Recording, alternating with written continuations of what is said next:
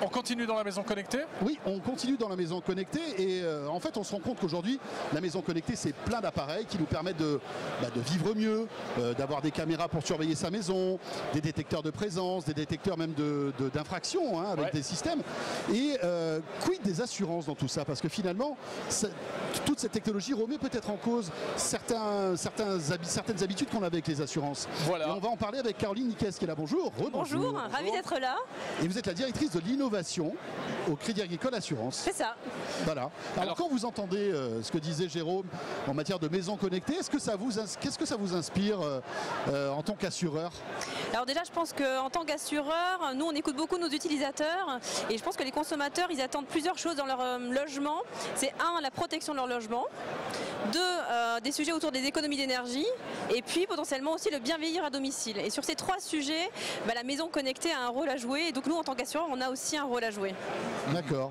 Mais quand on voit par exemple que la maison est de plus en plus connectée, est-ce qu'on peut se dire, finalement, votre rôle évolue. Je fais un peu votre job en la surveillant, etc. Est-ce que demain je pourrais pas imaginer avoir une prime moins chère parce que justement ma maison est hyper sécurisée avec des caméras, des choses comme ça? Alors c'est vrai que quand on parle caméra, sécurité, on pense télésurveillance et c'est la première brique que les assureurs ont commencé à travailler sur la maison connectée.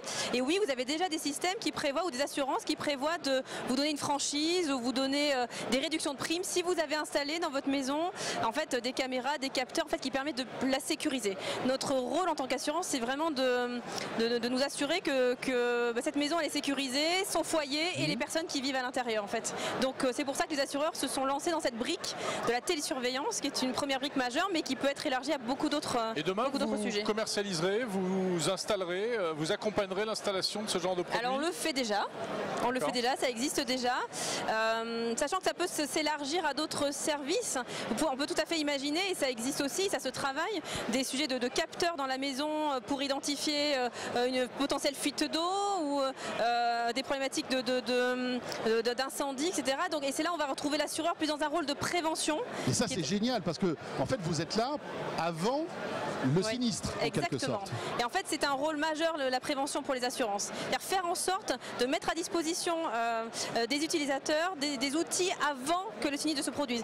Et je dirais de faire de l'assurance pas simplement un outil pour payer des sinistres, mais un véritable tiers de confiance qui accompagne en fait ses clients. Bon, il faut les payer quand même, les sinistres, n'oubliez pas. Alors on les paye, mais quand on les paye, bien sûr, on les paye. Mais maintenant d'avoir ces capteurs et ces différents outils permet de limiter en fait le nombre de sinistres. Donc c'est gagnant-gagnant à la fois pour l'utilisateur, le consommateur et pour l'assureur. D'accord. Très bien. Super. Télésurveillance, voilà, on sent que ça bouge. Votre métier est en pleine mutation finalement. Alors, on parle beaucoup d'intelligence artificielle. Quand vous disiez tout à l'heure la prévention, j'imagine que tout ça repose sur l'IA aujourd'hui. Alors ça repose sur l'IA, beaucoup de sujets sur lesquels d'ailleurs on travaille, les assurances et l'évolution de notre métier touchent à ces sujets de technologie et d'IA et du coup de la donnée. Et c'est vrai pour la maison connectée, ça sera vrai pour d'autres sujets. C'est très important ce sujet de la donnée et de la protection de la donnée. Donc on investit aussi, on y revient et on investit aussi beaucoup ces sujets-là. Donc vous considérez que vous avez votre mot à dire dans la protection des données personnelles des usagers? Bien sûr, puisqu'en fait notre rôle d'assureur en fait c'est au quotidien d'être dans la vie des gens et de leur faciliter la vie et les protéger. Et donc la cybersécurité, les sujets des cyberrisques, ce sont des nouveaux risques auxquels nous sommes tous confrontés. Et donc l'assurance doit s'adapter et proposer des solutions par rapport à ces nouveaux risques en prévention et en assurance. On peut s'assurer contre un vol de données? Oui, on peut s'assurer contre des vols de données. En tant que particulier? En tant que particulier, en tant que professionnel également. Surtout en tant que professionnel, surtout en tant que professionnel, oui. Très bien. Caroline, on se retrouvera demain et après-demain parce qu'en fait on a pas mal de problématiques à soulever ensemble et on va parler entre autres de l'e-santé et de la voiture autonome et connectée. Ça aussi j'imagine que c'est un chantier impressionnant pour vous aussi, en termes d'assurance. Et on en parlera demain et après-demain. Voilà. Avec grand plaisir. Vous êtes l'un de nos partenaires ici pour cette série de live au CES de Las Vegas.